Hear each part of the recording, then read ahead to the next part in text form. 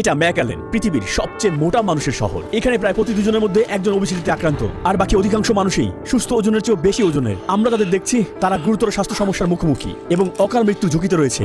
গাড়ি চালানোর সময় আমি একের পর এক ফাস্টফুডের দোকান দেখতে পাই, প্রতি 2 মিনিটে 10টি দোকান। যেন শহর নয়, একটি ফাস্টফুডের করিডোর। এগুলো মানুষকে এমনভাবে মোটা বানায় যেন বিছানা থেকে উঠতেই তাদের কষ্ট হয়ে যায়।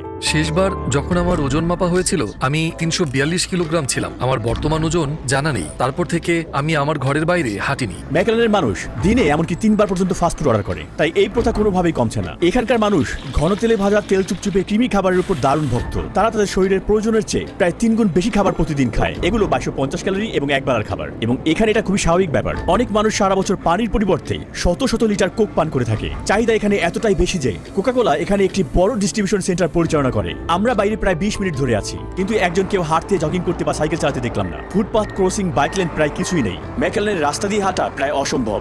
নেই কোনো শেড এবং রাস্তা পারাপারের জন্য নেই কোনো নিরাপদ উপায়। শহরের মানুষগুলো দেখতে আমরা একটি মলে যাচ্ছি।